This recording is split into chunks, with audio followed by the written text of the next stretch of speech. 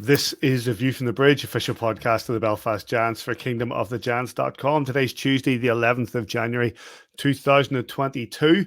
My name is Patrick Smith. 2 wins for the Belfast Giants over the Fife Flyers, and they continue in their strong run of form. This week, there are 3 games, including Wednesday night's Challenge Cup quarterfinal second leg, where the Giants are 1 goal behind.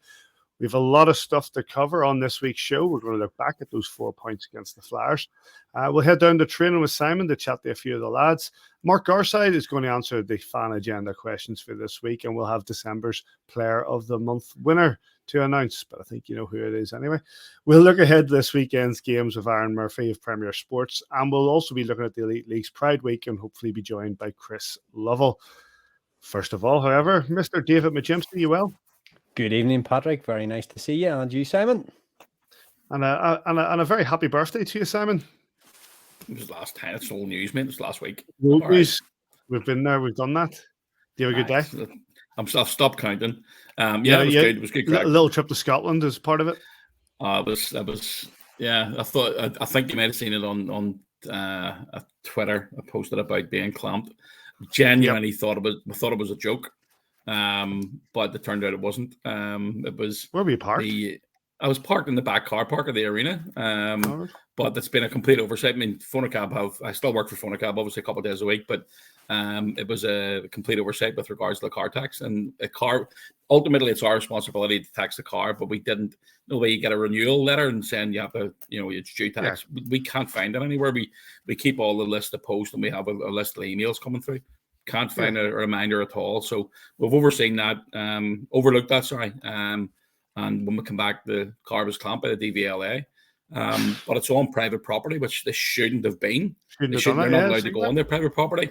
But unfortunately, I was hoping to be there when they were there to take the clamp off yesterday. But they got there before me and they were already gone. So I was going to give them a bit of abuse. But look, it's, as I say, it's make sure you keep your car tax, folks, and you don't have a clamp to come back to.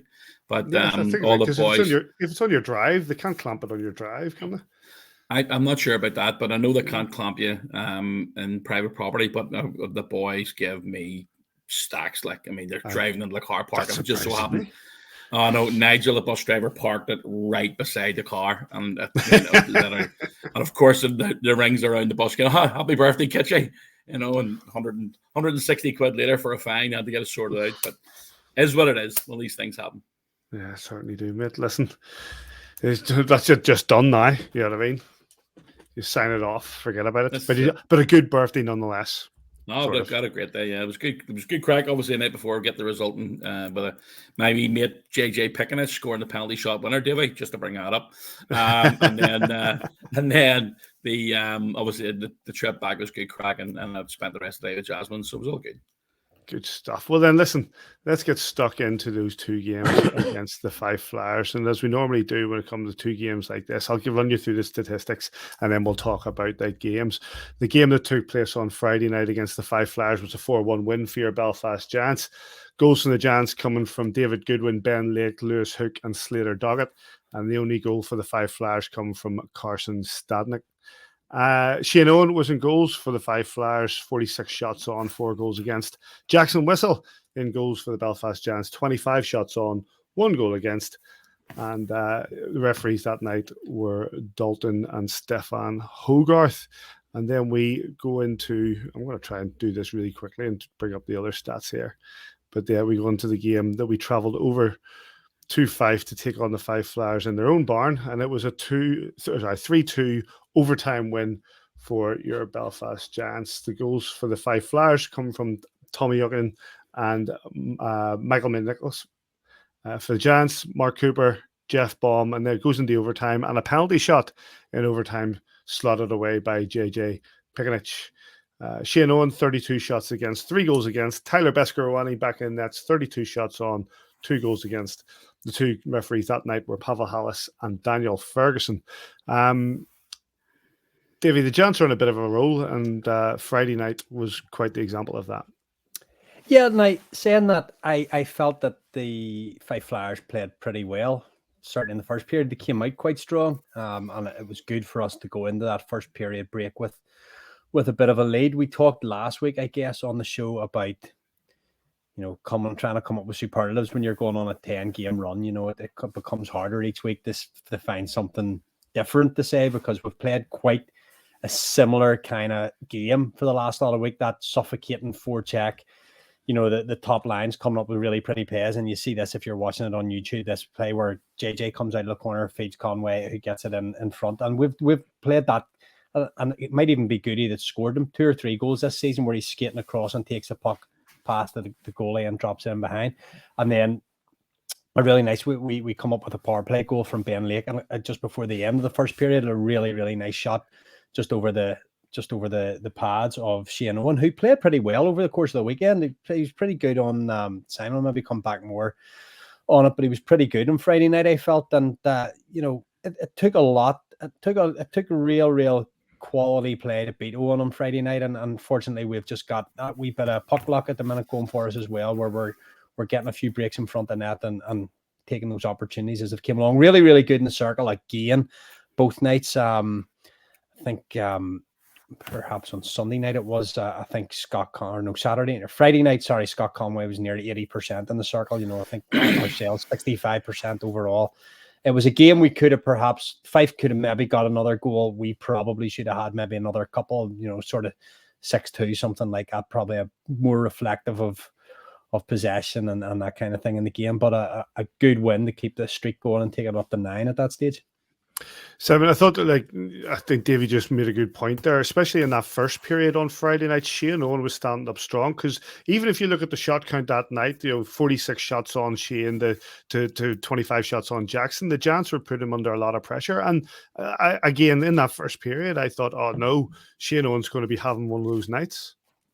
I thought he was really good, especially in the first, say, 29 minutes. On Friday night, he wasn't coughing up many rebounds, and if he was, he had good support from his D-men, which made it easier for him to get the second block as well. He pulled off a number of really quality saves in the first period, and he ended up on Man of the Match award. So it's not often you get an away team goalie conceding 4 goals at the SSE Arena getting Man of the Match, and it's not often you get the away team goalie getting Man of the Match. But I thought he played really, really well, and you tend to get that with guys who are coming back into a place they used to play before, and they try and step their game up. And the Flyers again, we faced them. We've already played them 6 times, so that's 8 now this season. So we've seen a lot of them this season, and we've managed to win the 8 games, which is great. But I feel they're getting better, and you talk about the both over the weekend itself, Paddy. Friday, it's always difficult when they come over in a whatever it was 2:30 sailing or 3:30 sailing. The face-off was slightly delayed because of it, but they come in, they start off really well. The first period I thought they were really, really good, but on the Saturday night, it's probably the best first period against us. Take out the Sheffield game where we just didn't turn up. I think that's probably the best first period against us this season. They played really, really well, and they put us under pressure. Besko was outstanding on Saturday night. I thought it probably his best game of the season. So the Flyers are sitting, I don't know what position they're in now. I think it's either 9th or 10th in the league. But I don't think it reflects the way they play. I think they're a better team than where they're sitting at the minute. And again, it's one of those ones where they will pick up results against other teams, hopefully against Sheffield and Cardiff down the line. But I thought over the weekend, the 2 performances, especially on Friday, where we definitely deserved to win, but on Saturday night, with the chances we created, obviously, we talked about this, I'm not sure it was last week or the week before, you take your puck luck when it comes along, because it's going to go against you. And we get that puck luck on the Saturday night, with the penalty shot, because to be honest, I don't think it should have been a penalty shot. He gets the shot away. Yeah, let me come back to that. I will go to Davey just to ask quickly about about Friday night and Jackson Whistle, who obviously hasn't been getting his chances as much lately, but he certainly took his chance on Friday night. I think Jackson's played, I was doing the stats this morning, so I should know this, but it's either 9 or 10 games, and his goals against average is 1.96 or something. And he's very comparable stats actually to what Besko's are this season. He's done okay. Actually, the goal we conceded, the guy's completely fluffed the shot. Jackson's obviously slightly out of position because it's a nice pass across the Royal Road there, and your man's had a one-timer on it, and he's kind of fluffed it, and it's kind of looked up over a sprawling Jackson Whistle. He's more scrambly than Besko is. They're slightly different style of goaltender, but his numbers are very comparable. And I talked to Simon over when we're over at Christmas there, and we're down at practices at night for coffee, and what they always seemed to do was drink coffee and tea and eat donuts and whatever we could get our hands on. I did not have a donut. What did we have? We went to Tim Hortons. We didn't eat donuts. And we had the breakfast. We had the breakfast. We ate plenty anyway. Wherever we went, I'm not arguing about that point. We had a snack. And we talked hockey as just constantly. And Simon been saying how well Jackson has been performing, especially in practice, because he hasn't been getting the same amount of game time. I think it's probably split about 20 games to 10. We're in about 30 games now, aren't we? I think it's about 20 to Besko, 10 to Jackson, something like that, which is superb backup goaltender to have. You'll want Besko to be your go-to guy. That's just the way that we're set up. But it's great to have a Jackson Whistle that can play 1 out of 3 games, 1 out of 4 games, something like that, especially down the stretch here, because there are big games where he has to come in. Okay, he's played mostly against the Scottish teams and stuff there, but maybe a 3-3 where Jackson comes in on the third night or plays the middle night or something like that. Jackson knows where he is, and he'll be busting. He'll be itching for more game time, and he's probably knocking the coach's door and Des going, "I'm ready to go here, coach, if you need me." But, just look at his numbers, which sometimes isn't what you need to do for a goaltender. Rob McGregor will be one that'll say, don't always look at a goaltender's numbers, but his performances have backed up the statistics. I think he's been quite good this season when he's been called on. Better than quite good. That's underselling. He's been excellent when called upon. Good, Simon. Give your input on Jackson. Yeah, I mean, again, I'm lucky enough where I get to see the practices and the effort that goes in both on Jackson, Besko, and Dicko as well. Obviously, Dicko's not getting much chance with the way things are going at the minute, and I think he'll probably be happy enough for that. I mean, at the end of the day, I know he wants to play, but he understands his role, and he got the weekend off and he was ready to watch the Chelsea match, so he's over the moon. But the aspect of where Jackson is right now, I think we're very, very lucky. We know that Besko is that go-to guy at the minute. Jackson's played 10 games as a backup, which is probably more than at least 90% of the other teams in the league for a backup goalie. But I don't think Jackson sees himself as a backup, which is I think is really good as well, because you want your goalies that are on your roster every week. You want them battling for the start. I mean, if you're a backup goalie not battling, not getting a toss about if he plays or not, you don't want him there. You want these guys to play. You want them to play, and it just means that they're competitive. And again, I mean, even this morning they're watching the practice this morning. They were playing for Bagel Boy at the end of the practice this morning. So they all looked well up for it. The boys again are in good form, and I was chatting to Mark Cooper about that today. It's when you're winning, the mood's great, and we're lucky enough we're on a really good streak at the minute, and long may that continue.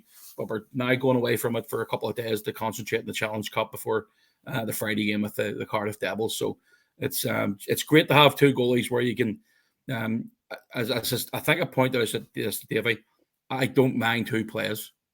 I would feel confident with both those guys going into the net that we're going to win. And they're going to give us a chance to win. And that's all you're asking your goalies. And all the games that Jackson has played this year, I think he's done that. Yeah.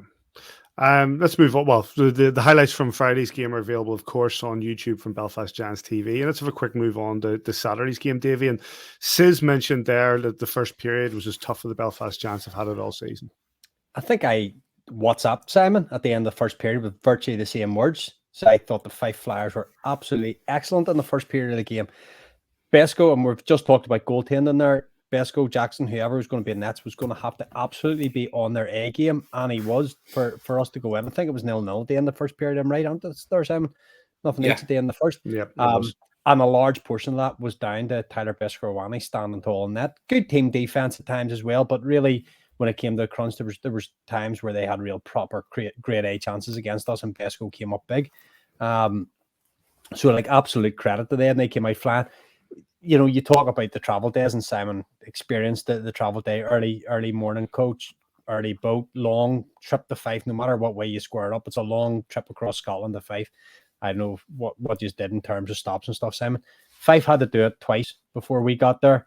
So, you know, you can only have the bus legs excuse so much, but it's a difficult travel day, as you, a couple of boys have said themselves in interviews as well. So to get out of that 20 minutes and not be behind the Fife team that really threw everything at us in that first 20 minutes was good. And then we obviously got in the game, got that goal ahead, which was crucial for what was a really, really, really tight game. Again, Simon, you know, Fife, it's different. You said yourself that they're sitting 9th in the league as it stands, and I think as a team they're better than that. I absolutely think that, Paddy. You know, they had a difficult start to the season, which didn't help them. They had, you know, they were short on bodies. They didn't have their import strugglers numbers in. Sorry, I know that Todd was you know, he was pushing for new players coming in. They picked up a couple there, that Jokinen from Nottingham and Brendan McGee, who's come in. I'm not sure where he was playing at the start of the season, but he played with Griffin Reinhardt the year before last in the KHL.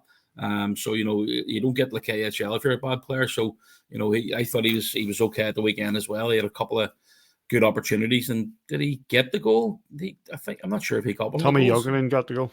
Oh, right, okay. So, but I thought he was impressive over the weekend. And again, it all starts from the back end. You know, Shane Owen is definitely playing better now than what he was at the start of the season. He's getting better defense and better support back there as well. So, you know, Fife's always been a difficult rink to go into. It's cold. You feel the damp when you walk in through the doors itself, and you know it's a 100-year-old building, but it's still got that feel that, you know, it's an old barn, and it gives that atmosphere when it's full. Unfortunately, there was only 200 fans there at the weekend, but they're not shy and giving a load of stacks of abuse to the Keefe who was waving at them, and Taff got a bit, and a few of the players, Boucher was getting it from the fans as well. And unfortunately, we had to stand right beside that drum. But my God, your man could bang it. Like, you know, we couldn't. I assume they were all season ticket holders. I don't know which way which way they did it, Paddy. I'm not sure. But there was a couple of Belfast Giants fans managed to get tickets for it, so it was all good. Yeah, good stuff. Well, let's come back to that point, Simon. I'll let you, because obviously you were about to talk about him, so I'll let you go first, and then Davy. But you were saying that you appeared to be leading into the fact you weren't so sure that the penalty shot should have been awarded. Well, I always thought that a penalty shot, you know, is awarded. Yeah, well, yeah, especially overtime. But, you know, don't get me wrong. When it happened, I'm calling for a penalty shot, and everybody in the bench is calling for a penalty shot. And I'm glad it was given. But if you watch the video of it, JJ gets the shot away, and then I'm pretty sure the guy, I can't remember who it was. I actually think it might be Brendan McGee was chasing him, and he sort of speared him in the back of the knee, back of the leg, which is a bit of a, you know, a naughty play as well. And then JJ falls and hits the boards. But you know, I if I didn't get the penalty, and Adam, by all means, he would have been absolutely infuriated with it. But I think after that, and when he watched it back, he'd probably go, "That's probably the right call." So I think we got a wee bit of luck. But again, I talked about this earlier. Here it comes now. We're just watching the video of it. If you're on YouTube, just tap on the back of the knee. So definitely something in the back of the knee. I think it's more than a tap. Oh, I think it's a horrible. It's a little naughty. I sent the video to you, Simon, when you're on the bus on the way home on Saturday night. We were talking, and you're like, "Cut that! I want to see that." And I sent to you, like, I think it's naughty enough, but I also think that although JJ gets the shot away, I'm not. Oh, let's see if I can bring it back for anybody watching on YouTube. See if we bring it back. I'm not convinced that he gets it away enough before the spear comes in. It's as he's taking the shot, and the rule is that it has to. Well, I'll actually give you it's a penalty shot is awarded when a team loses a clear scoring opportunity on a breakaway because of a foul committed, and I think he loses a clear goal scoring opportunity there, because if he doesn't take him down from behind, he's probably going to his backhand like he does on the penalty shot, but he obviously can't go to the backhand here in this situation because the player takes his legs from under. And I think it's fair enough. Look, and I'm going to go back to Shane Owen there. The 3 goals he concedes on Saturday night. The first one, lots of traffic in front of him. Griffin Reinhardt, who had an outstanding weekend, by the way. I thought Griffin across both games was superb. Just a little fake of the shoulders, and that freezes Owen. Owen goes down on both knees. and he just dishes it off. And okay, there's players in front, but he doesn't have a goalie to beat for the first one. The second one is at Bomber scores, isn't it? Bomber goes in, and there's 2 or 3. They're 5D That's a brilliant men. finish, by the way. Yeah, really there's smart 2 or 3 finish. 5D men, and he's gone short side. Obviously, Owen protecting the front end, I thinking he's going for the pass. He doesn't have the shot. And the third one, anything can really happen on a penalty shot, and JJ makes a lovely move and pops it through the 5-hole when he goes down. But Owen played really well. We had to be clever with our goals, and you have to get traffic in front of these goalies. We've said it week after week. These goalies don't concede. There's very, very, very, very few blue line slap shots, wrist shots go in with no traffic. These guys just stop them all now. So credit to Owen, but credit to the Belfast Giants. That goal got reviewed. The second goal got reviewed. Bomber's goal got reviewed for a long time. I think it was Bomber was making Jordan Boucher was making a nuisance of himself in front of the net, but he was well clear. I think I texted you at the time, Simon, saying Bush was in the crease, but he was well gone before Bomber come down and score. 6 from 7 from 8. Lovely for the statisticians that goal. So I love writing those ones down. The as a reflection of the weekend, obviously Fife came in as a replacement for the Coventry Blaze on Friday, and then we get the double. But it's actually put us in quite a strong position leading into the coming weekend. I'll just have a quick look at the league table while we're here. Let's pull it up here. There you have it. So you've got the Sheffield Steelers obviously sitting on top of 35 points from 21. The Cardiff Devils 35 points level, but have played 4 more games, and then we're on 32, played the same amount as the Steelers. Simon, points on the board are better than games in hand. We know that, but that's a strong position for the Belfast Giants to be in. And if you look at the win column, we're 15 regular, regular time wins, which is a regulation win, which is really, really important as well. That's what won it for us in the last season. Well, not the last season because we won it 3 years in a row, but the first season of the last season. But that's important as well. You want to be winning your games in 60 minutes, and I think that was our first OT win of the season, wasn't it, Davy? Yeah, first it is. There's game that went OTW column, 60 minutes. #1.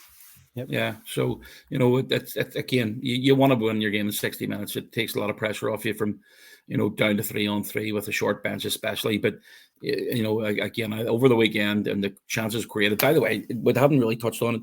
Pickenich, Conway, and Hook in the second period on Saturday night, outstanding. I mean, they genuinely Fife at some points during that period, Fife looked they were chasing shadows against Conway, Pickenich, and Hook. They were just swarming all over the place. Griffin Reinhardt, Hook obviously stepping up there with David Goodwin out injured.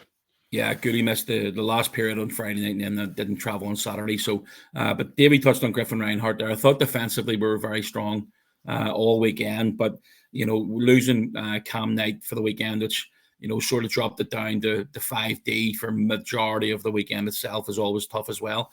But they just rotated it, and I was lucky enough. Well, not lucky enough. Taft told me to do the gate because we're at the far side of the rink, and he's having to run round to get the key open to open the door for the players coming back in and then leaving the dressing room. So it takes a few minutes for him to get going. But watching. I don't forget. I'm usually watching the game from the furthest row back. And Robert Fitzpatrick, the CEO, was with us at the weekend as well, and that's the first time he ever watched a game from beside the plexiglass and noticed a big difference as well. So it's it gives a different perspective. The game is just so quick when you're sitting right beside that gate. I'm already sitting right beside the plexiglass. So look, 4-point weekend, you can't do any more than that. That's great. But as I say, we're on a really good bit of form at the minute, and long may it continue. One thing I'm taking from that league table, Davey, is it is more or less split into a few different league tables. You've got the top 3 who seem to be having their own battle, and then we've played the same number of games as Nottingham Panthers, and there's a 10-point gap there. Brilliant, isn't it? We're going to come back to them later on, of course. Yeah, we'll come back to them. But yeah, as you say, there's little mini, leagues within leagues, and obviously down near the bottom there, the sort of the bottom 4 looking to try and get out, make sure they're not in that bottom 2 slots. And Simon has said it there earlier in the show as well. Coventry should probably be okay there, but between the Stars, the Flyers, and the Clan, we've played them all, and these teams have the ability to beat anybody else. That's, I suppose, the league still does have that little bit of parity. Teams can stink the place out, but then all of a sudden they can come up with a good win to get themselves back involved in things. But what was I going to say there? What was time on ice? Simon's talked about the boys there. Griffin Reinhardt took his first minor penalty of the season, which is phenomenal for a big guy at the back end of beat. And it wasn't a penalty, Davy. Sorry, it wasn't a penalty. Some things get called penalties in Scotland that aren't, but Simon. We talked about this on the bus on the way home. On the way back to the hotel. It was not a penalty. That's why I was so angry. That's his only minor penalty of the season. Yeah. First minor penalties, but you've got like Sam Rupp, 28 minutes, Rayner, something like 26 minutes, and Griffin, sort of like 24, 25 minutes with the penalty, probably been out on the ice. And then the other couple of guys that were filling in for Gary, obviously 20 odd minutes as well. Bomber the same. So those 5 guys having to work exceptionally hard, and different people bumping in and out to do a wee bit on day as well. So it'd be good to have Cam Knight back. Obviously, hopefully he's short term. But look, another 4-point weekend. Sorry, Sam's got the finger up there. Yeah, thanks very much. It's thanks. It's we sort of glazed over Jeff Baum's goal, and we've sort of glazed over Jeff Baum from the weekend. I don't think we mentioned him too much. I thought he was brilliant. I thought he was absolutely brilliant. I mean, this kid, first year pro, he's really, as he came in, when he came in at the start of the season, he's your number 6 defenseman. And he's proven a lot of people wrong. I think he's been, every single game, he's getting more confident. I'm really liking his game. He's very offensive minded. He's playing power play minutes. He's playing penalty kill minutes. He scored that great goal on Saturday night with not much to shoot at. I thought he was absolutely outstanding all weekend. He's played a lot with Mark Garside. Yeah. And I guess the compliment that you would give Mark Garside in this is when he played with Keefe and Loiter as a forward, he won them the puck and he gave it to them and he let them do their thing. And he kind of does that with Jeff Baum as well. He's just that sort of calm. He plays that first outlet pass very well. Gary does the simple things simple. And Baumer's, first year pro, but he's not, wet behind the ears either. He knows what he's doing out there, but Gary just makes the game simple, and Baumer does the same thing. And when those two are out on the ice, you look at their plus minus, they're really, really sharp. And as a pair, I know they haven't been together all the time because of injuries and suspensions and illness and stuff, but when they play together, they're a really nice, solid defensive partnership. And I think it was Hookie feeds it back to Gary, who just opens his body up and plays that little left-handed pass across, and Baumer just takes the ice. You've said it a few times, Simon, about you're taught as a kid to take the ice, and we've scored a few goals getting that puck at the top of the circles, and D-man collapsing in around the goalie and going and taking that ice. Going and taking that ice and getting the shot away. But a really nice partnership development there, and I think you spoke about it with Darcy on Friday night during commentary about Mark Garside and Baum being a nice little partnership together as well. And that's one that's bearing fruit, getting time together, practicing together, playing on the ice together. You've almost got little set D partnerships there, and that's one that's been really fruitful. It's interesting because some might say taking some of these lads over and giving them their first year pro, especially internationally, and coming over here from North America it can be a risk, and I'm sure it can be. But then it also pops into my head Kendall McFall, Josh Roach, 2 guys who came in first year pro and phenomenally good. Yeah, I mean, Josh Roach, you touched on McFall. Those still in Austria, I think. I think he was let go a few weeks ago because he's hurt. Yeah, but again, he's top quality, and I wasn't surprised he was going on to arguably higher league. And it's a pity that Big Kendall retired. After one very successful season, in fairness to him. But he's selling tractors now, whatever it is. But again, we've been very, very lucky, and that's all done by the hard work of Steve and Adam. The hard work of what you're doing over the summer and recruiting and getting everything put in place. It's we've been very, very lucky, and hopefully there's just the start of it. Just a couple have come in so far. Yeah, absolutely.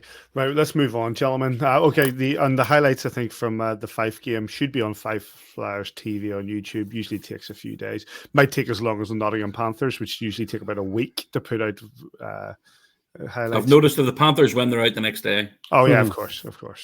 Anyway, let's pop down to training. Simon had opportunity earlier today to see the lads down at the Ice Bowl. We hear from Mark Cooper, Ciaran Long, and Adam Keefe. Longer than obviously 4-point weekend. against the Fife Flyers, 2 at home, 2 away. You know, when you're playing the Flyers, they all come to play, and it was a really tough start on Friday night. It was no different on Saturday night. Yeah, no, it's definitely how it went. They came out hard in the first period. I think we took over in the second. Going into Fife, you know, it's going to be a tough game. It's a long travel day. And they came out the same way, but luckily we came out with the 4 points.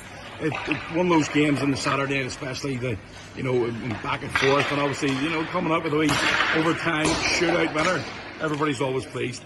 Yeah, no, honestly, I mean, what a great play we had. What great tactic, I believe was the word. But I don't know what the rules are for that play, but unfortunately it didn't work out. Don't be touting, like. No, but big win. Now, can you talk us through your entrance to the ice this morning? Oh yeah, just trying to keep the mood light, get the boys going. Kind of got to take my skate guards off, so I ended up on all fours. We're going to try and get the CCTV from the arena. Absolutely. From the we'll play it on the AVFTB tonight. Yeah, Lauren, thanks very much for your time. No, thanks. I lost my words. No, it's okay. Don't worry about it. Hello, Jason. Hello, Simon. How are you? Troops, again, 4-point weekend against the Fife Flyers. We're on a roll. Everybody's in pretty good form. Not usually is the case. When you keep winning, it just things practice. You actually look forward to practice as well. Yeah, it's been a great environment. It's so fun coming in the rink. 10 in a row is obviously a huge accomplishment, but we just got to kind of look forward and keep rolling and just look towards the next opponent and kind of keep that mindset. The 2 games of the past weekend against the Fife Flyers, again, 2 tight victories. Obviously, Saturday night you got your first goal. Our first goal of the game, and JJ coming up with an overtime penalty shot, so it was nice. Yeah, Friday obviously went real well, and then Saturday, not the start we wanted, but found a way to win. And JJ came up big in overtime there, and like he's been doing all year. You talk about not playing your best on Saturday, but it's those games that you really need to dig in, and the boys did that on Saturday night. Yeah, for sure. We needed a full 60 there, or 65, I guess, to get that victory. But yeah, it wasn't our best. It was a long travel day, but we found a way. Just kind of relying on skill and keeping it simple, and came out on top. You managed to put the league form to the side for 24 hours anyway. You've got the Coventry Blaze coming in on Wednesday night, second leg of the Challenge Cup, something you're probably not used to in North America, playing over 2 legs, but it's an important game if we want to progress to the next level.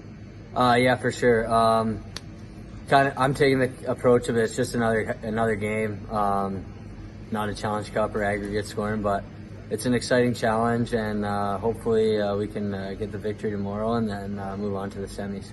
Brilliant. Thanks, Keefe. Thank you. Adam, another successful weekend, 4 points against the Fife Flyers. Friday night's game at the SSE Arena. You know what they're going to get from the Flyers. They always come out flying. There was no different on Friday evening. Yeah, they came out well. I thought they actually had the better chances there through some of the first period there, and then we got one, and then it kind of turned the tide for us a little bit. Let us calm down a little bit, and then I think from the second period on, we started to get back to our game and take over. Saturday was probably much more or less what you just said regarding Friday. They played really well in the first. We played really well with a lot of good scoring chances in the second, and just managed to pip the overtime shootout winner from JJ. Yeah, I think Fife certainly came out hard again. I think we were maybe a step below our pace as normal on that day. For whatever reason, fatigue maybe set in on the day. It has been a long period for our guys that have been playing down bodies and, through the COVID period as well with a lot of games. So we're really happy that the fact that the guys found a way to get that one out in overtime. You took a couple of days off, back on the ice this morning. A big game tomorrow night. A lot of success over the last few weeks with the league form, but you're turning your attention to the Challenge Cup tomorrow night against Coventry Blaze. Yeah, you have to be able to turn your league brain off there and focus on the second leg here of this Challenge Cup quarterfinal. Or down a goal, but we just need to worry about our own game, and I'm confident if we come in and play our top game, we'll be okay here. And then using the injury front? Really still day to day. We'll make that decision here later today or tomorrow. Looks like Cam Knight will be back, so we're getting bodies back, which is a good thing. And obviously we're still waiting on Darcy to heal up. Can you talk us through the entrance this morning from Ciaran Long on the ice? It's a tough break for him there. He forgot to take those skate guards off. It's a slippery one. I've done it once before myself, so it's no fun. He was trying to play it down. I think he said he was doing it for the cameras. CCTV footage says. I'm working on it. Working on it. Need to see Oh, this. don't worry, Skate man. guards didn't come off. If I can get that, don't you worry. It'll be plastered all over the place. I didn't see it. I didn't get there in time. I had a meeting at the arena this morning, so I didn't get there in time for the start of practice. But I actually think was it Gary that told me? No, it was Taff that told me that he came on the ice and hit the deck. And of course, it's longer, so you've got to sort of take a mick out of him. But it's I've done it before myself. It hurts, especially when you're not expecting it, and you sort of just jump onto the ice and try and start skating, and all of a sudden your legs just give on the way under you. So it's he's a big boy as well. He's 6'2", 6'3", so he's a long way to go down. So I genuinely want to get my hands on that CCTV footage. Well, let's go to an eyewitness to the event. We'll go straight to the fan agenda. And joining us now, as I say, an eyewitness to the event, Mr. Mark Garside. So, how you doing? Turn your phone around. Turn your phone around. Turn my phone around. On this side. Turn around 90%. 90 degrees, sorry. 90%. There we You're go. welcome. There we are. All right. That's very easy. So you were an eyewitness to this event. Ciaran Long, skate guard, still on? No, I wasn't. I actually went into the toilet right before he went on the ice. I came out and he had his hands, he held his skate guards, out in his hands like this. He's just like, you missed it. Dear. Well, so how things momentum is high in the locker room. 2 good wins against the Fife Flyers. Atmosphere must be good. Yeah, I think we're obviously on 10-game winning streak, so guys are pretty confident right now. I'd say we probably wanted to, our performance tomorrow is going to have to be better, I think, than Saturday night. I think we're maybe a little bit fatigued then. But we've had a couple of days rest now, so there's no reason why we can't continue it. As these runs go on, does it get easier? Do you get more confident? Does the game get easier to play because you're on such a high momentum run? I'm not sure. I think sometimes when you obviously during the season you'll go through spells where you're playing better and spells where you're not playing as good. If you want to win the league and win trophies and things, you just have to make sure you grind out the points. So when you're not playing well, which is kind of what we did on Saturday night, really. So as far as things getting easier or harder, it just depends on the night sometimes as well. You can go on a 10-game win streak, but 4 of those nights maybe you don't play to your potential. But because we're quite tight defensively, we're picking up points. Let's talk defensively. Just before you came on there, Mark, we were talking about Jeff Baum, first-year pro, and how the Belfast Giants have kind of linked them up with the veteran of the team and yourself and developed a quite nice little relationship there. That's somebody you enjoy playing with? Yeah, no, he's obviously been really good. I actually think he's improved quite a lot since the start of the season. I think when he came in, I think the way Adam wants him to play, or wants us to play, is our D-core is quite aggressive. He wants us skating forward quite a lot and shutting down plays early. And as soon as he sort of got his mindset adjusted to that, he's been superb. He's obviously played some shifts on the power play recently as well, and he's quite a skilled guy, but he keeps it simple as well, which is quite easy to read off when people are quite predictable like that. He plays quite predictable, whether he's got the puck and without the puck. So he's doing a really good job, and he's improved a lot over the season. Gary, you've played with a lot of Giants the last 11 years, and you played with a lot of teams over that period as well. Where do you fit this group of guys in for on-ice contribution so far?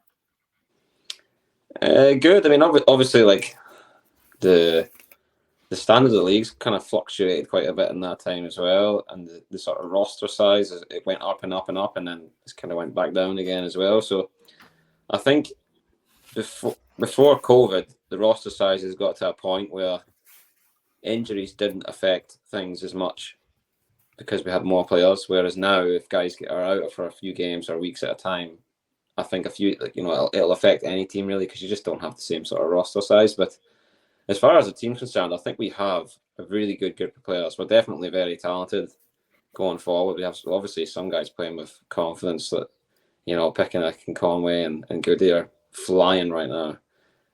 So as long as we can keep playing with confidence and keep it tight in our own sort of D zone and things like that, I think we're up there with a chance, I think, of winning. You talk about the decor.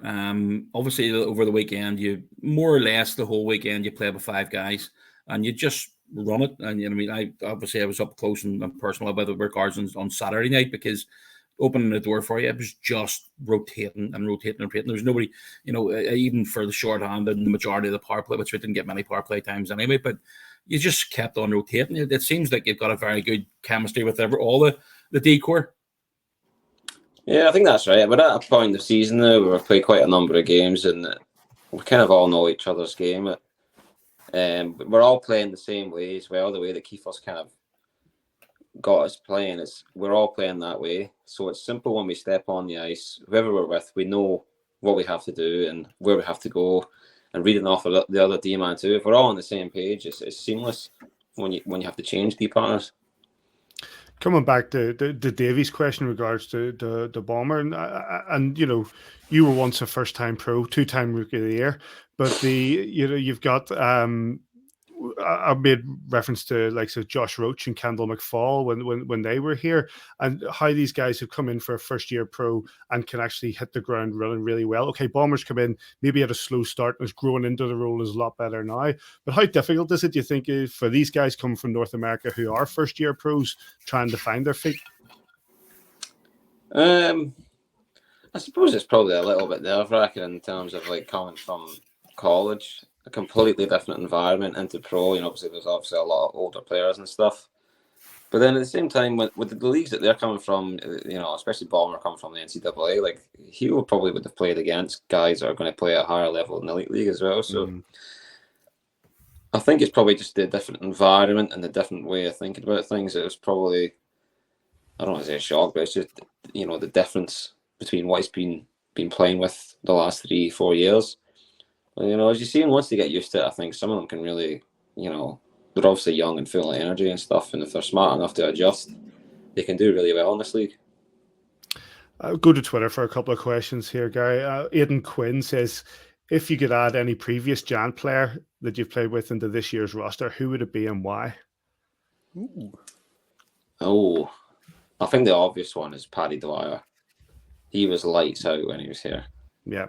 He was probably the best player that I've played with skill-wise, and I think a lot of people didn't really expect him to be as talented going forward as what he was. He obviously played all those games in the NHL, but he was a sort of third, fourth line player. But when he got here, he was just, you could see right away in practice and stuff, his skill level was way higher than the elite league. I've one from Stevie Thompson. As the Giants have the hardest travel schedule league wide, how hard is it to prepare yourself for an away game with the amount of hours on the bus to the ferry? Or do you guys tend to struggle with the amount of travel? No, our travel is not the worst in the league. I think that's a bit of a misconception. When I played in Edinburgh, our nearest bus trip or our nearest game was 3 hours away on a bus, and we would play away the night before and play at home the next night. Often we'll just be flying. If we play 2 away games, you just fly in early in the morning, we'll get to the hotel, get the rest in, and then play in, and obviously we'll play somewhere close to that the day after. I think the tough games are the ones in Dundee and Fife, because we're on the ferry. You're kind of away from 6 in the morning, and then you'll play that afternoon. The toughest ones are where you don't actually get to rest at the hotel in between traveling. But I would say even then, you just get used to it. The first couple of times, maybe you're kind of whoa, what's this? But obviously I've been doing it for 15 years now.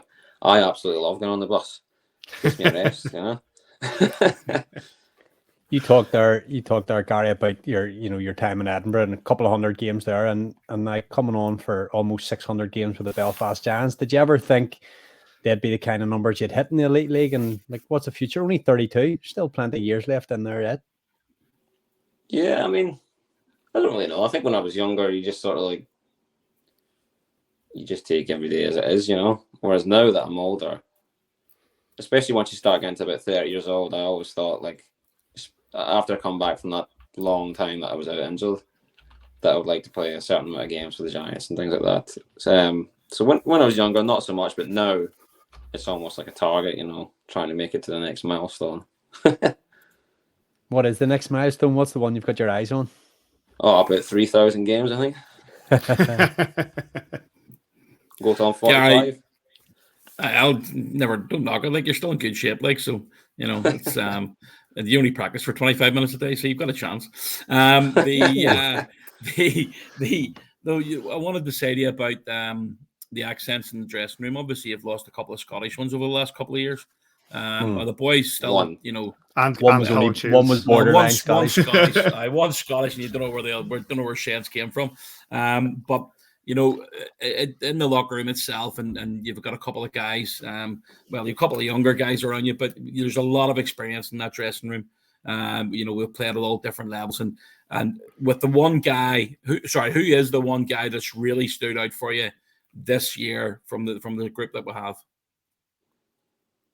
In terms of everybody? In terms of everybody. Obviously Collins and Peck have come in and like really lit it up offensively, but I'd say the one guy that's really been solid every game is Griff. He's just a Rolls Royce of a D-man. He reminds me a lot of what do you call him? Jimbo Vandermeer. Yeah. You know, like without the just toughness never side of ever things. looks panicked out there. Yeah. Really calm, big, solid, doesn't lose his head ever. He's absolutely Rolls Royce of a D-man. I think he's really been really good for us. Just before you come on, we were talking about Griff. He took his first penalty in Fife on Saturday night, the first penalty of the season, the 2-minute penalty, and it wasn't a penalty either. Sure, wasn't. No, I couldn't believe that. That's his first penalty. That's absolutely bananas. It's not like he doesn't hit anybody either. You know, he can be physical when he wants to be. He's just so composed. Like, never loses his head out there. So I guess, you know, and he's always thinking ahead as well, so he's never really reaching for anything or needing to hook or hold anybody, you know. He's been absolutely great for us. Well, you know, you don't get drafted number 4 for just being an average player, like. No, I just can't believe he never looks like he's skating, and he never gets beaten a foot race. He's just got such a big long stride, and you know, forward breaks and you think, oh, and then he just 2 or 3 big strides and he's just wheels in, takes it away. It's just it's Rolls Royce, very good description. We've done the skate test at the start of the season. He got the big diesel engine in it, didn't he? You know, it's not like it's ripping away, but he's gone, you know, a good miles to the gallon the whole time he was gone. I noticed that, and I noticed that on Friday night. I actually think I might have commented on it. There was a play. We were going the second period. There was a play where one of the 5 players had got in behind him, and he was just inside their blue line, and he caught him before he actually got to our blue line. And it's we scored from it. We scored from it. We might have scored from it. Scored. Yeah. But I mean, you touch on that, Gary. It's literally he's never out of position. I hope he's. No. I mean, I hope I haven't touched wood. You know, literally. Hopefully, it doesn't you know scud him for this weekend or tomorrow night. But he just does look absolute quality, doesn't he? Yeah, he's a good player. He's a good lad as well.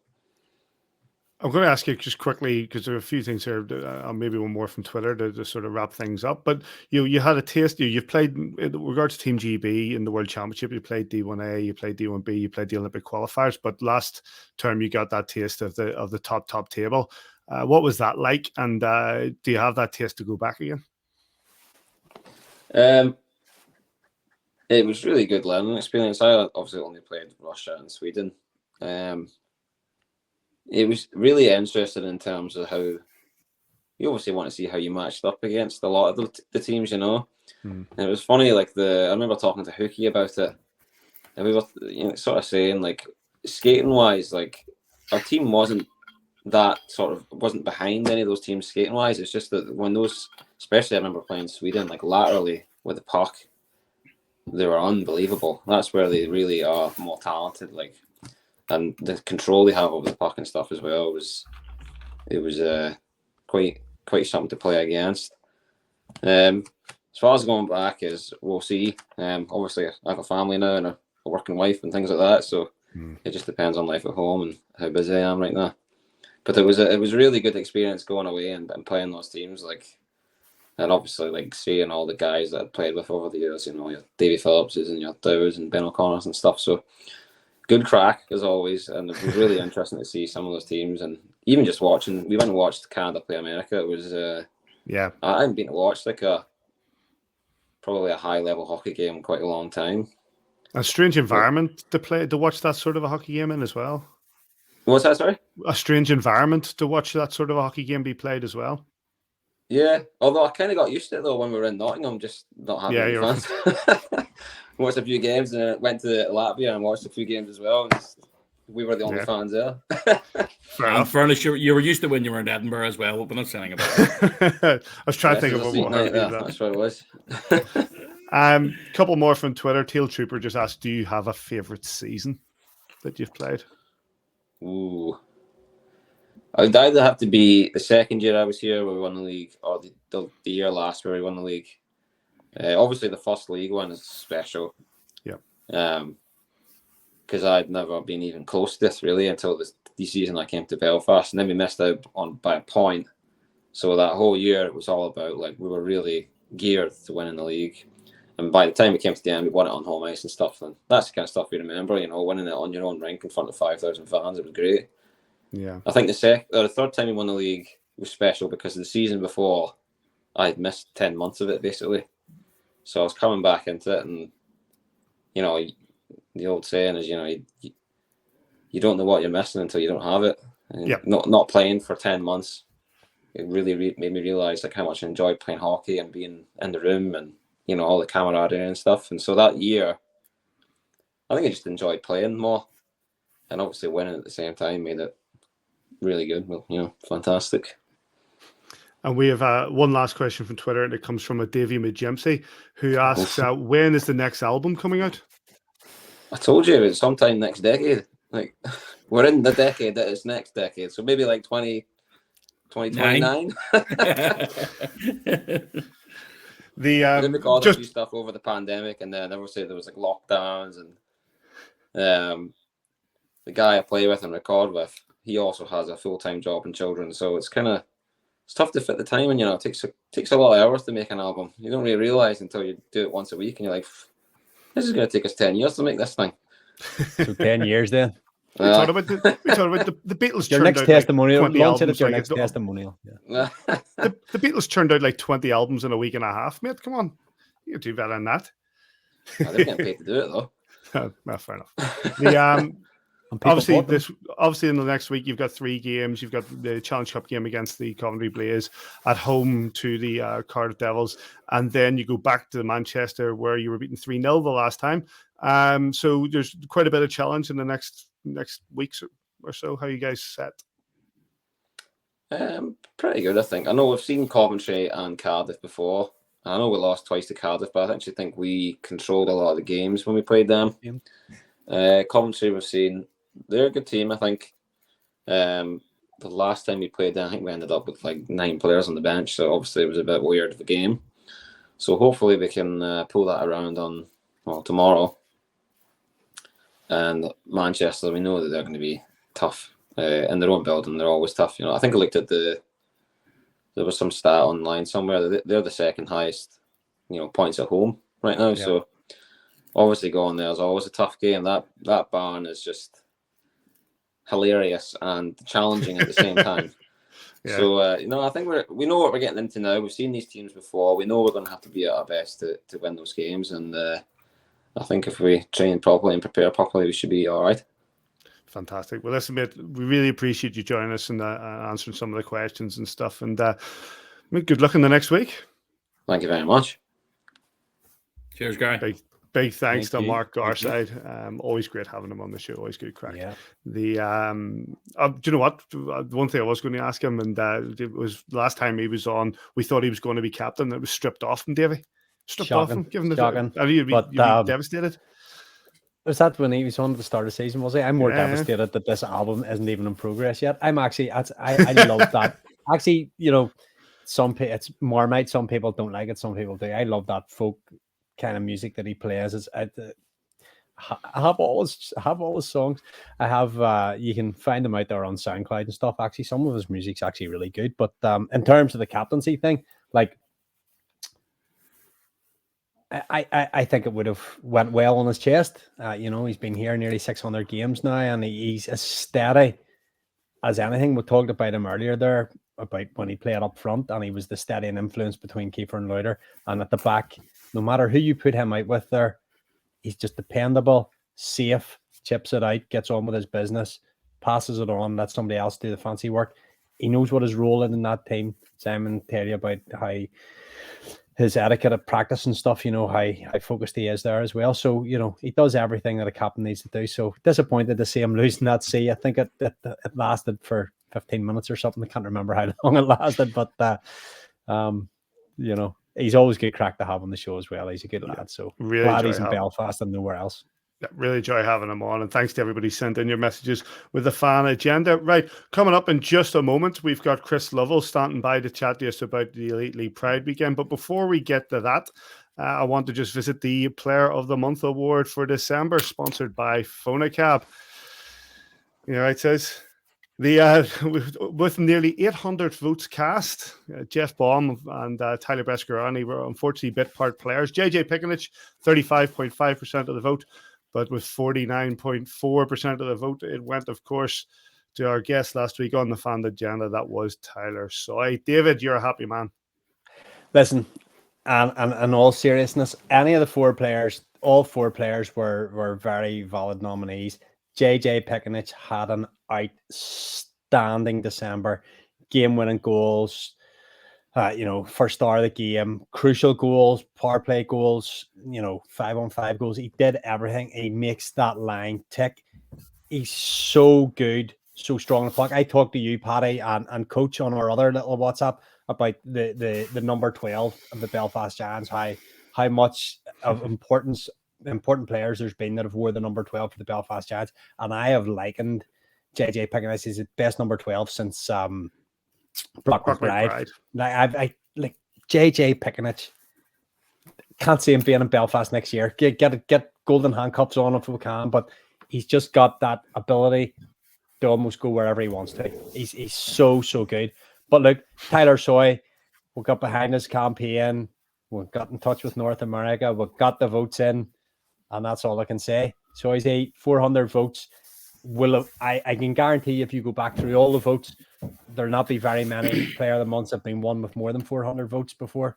So he was obviously well liked over the month of December. As say, the boys call him Santa because of how well he delivered during that month. So it's credit to him. And JJ Pickenich has started January really, really strong, and we might have to get behind him in January. Simon, I did all right. I moved a bagel. And a you get more than a bagel, you get a dig in the bake as well. Anyway, you're not. Look, again, I still think that JJ had an absolutely brilliant month. And so far, he's leading the. I know there's certain people will argue with it, but he's leading the league in points. And he's been absolutely outstanding. But not taking anything away from Tyler, he had a really, really good month. And at the end of the day, he got more votes than anybody else. So congratulations to Tyler.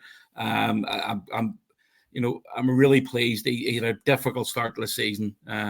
He touched on there's obviously a few things off the ice which he couldn't really do much about, and I'm just really pleased to see him really pick up the mantle in the last few weeks and run with it. He scored a couple of important goals, and hopefully he's going to have a really strong January as well, and February and March. So long may it continue. But we're blessed with a number of really, really, actually, a hell of a lot of good players in this team this year. So hopefully there's another 4 different people battling for it this month in January as well. And just that little bit of confidence that'll hopefully bring the Soy's game as well. That Tyler, that the accolade of being the player of the month will just boost him that wee bit more, that he can, just gain confidence all the time. Here. Right, and a big thanks, of course, to Phonacab for sponsoring the award. Tyler Soy is your Belfast Giants Player of the Month for the month of December. Right, this weekend marks the another one of the Elite League Pride weekends. For Belfast Giants, the Pride games will be Friday and Saturday, and it's showing how the Elite League are part and how the LGBTQ community are part and parcel of the Elite League. And we're delighted to be joined by our good friend, a long-time listener to the show, and it's Chris Lovell. How are you, Chris? I'm not bad, Patrick. Thank you. You? Yeah. Is this the first time you've been on the show? Yes. Yeah. It is. Well, you're very welcome. He's very quiet, isn't he? Normally never shuts up. I noticed he's done his hair as well, Simon. I know what I was going to say. This is a face for radio, mate. Mate, do well. We're all faces for radio. I don't know why we started doing this, to be honest with you. So tell us, from your perspective, how important is it that the Elite League have this Pride weekend? I think league-wide, it's an important one on the basis that, there's the tagline, hockey's for everyone, but words are kind of easy. And I think actions speak a lot higher. I mean, I think the driving force behind it, is probably Luke, the media manager from the Elite League. I can't imagine without him pushing it, it would have happened, or it certainly wouldn't be where it is now. But I think it's important for people to know that no matter who you are, where you're from, that you can go to a game, and cheesy, but it is for everyone. Chris, I know you and me speak a lot on WhatsApp and stuff, and we've talked about this, and you're trying to educate me a little bit on it, because with the greatest respect, I come from, and you know exactly where the era we grew up in and the area we grew up in, and maybe I don't see the need for it as much as the people who obviously. I'm also disappointed, I guess, that it's 2 years since the last Pride weekend and nothing's changed. I kind of hope that there is no need for a Pride weekend next year or the following year, that something actually happens. We have this strap line that we talk about all the time in the land of the Giants. Everyone is equal, game for all, game for everyone. But are we doing enough as an organization to actually put that into practice? I think the Giants probably do more than most. And I think they need commended for that, especially if you think about, let's be honest, the country that we're in. We're probably about 20 years behind most other normal countries. And for them to stand up in the way that they do, I think speaks volumes about the people within the club, because I've no doubt that it's coming from the very top. Have the club failed? No, I don't think they have. Not at all. I know you said that you're disappointed that it's 2 years on and nothing's changed. A lot has changed, not just within the club itself, but just in general. I think it's easier for people probably to come out now and feel that they are welcome in spaces. And a lot of that comes from the fan base, because we have a class fan base, let's be honest. A couple of tools, but nothing other teams don't. I'm probably one of them. I'm probably one of them. I'm probably one of them, to be fair. Paddy, you're the biggest troll on Twitter. But no, the club hasn't failed. No, not at all. If anything, the club's excelled, and their willingness in the environment in Northern Ireland to stand up and speak out for the LGBTQ plus other letters community is to be commended, and it takes a lot of guts, to be honest. Chris, I've seen you posting before about your experiences within the SSE arena itself, and there's other people I've heard comments of people saying, "Oh, there's been this said and there's been that said." I've been at that arena now for 21 years, 22 years, and I have never heard a slur or anything coming with regards to the LGBTQIA plus, whatever it may be. I've never heard anything like that. Is that the same experience for you, especially being a gay man?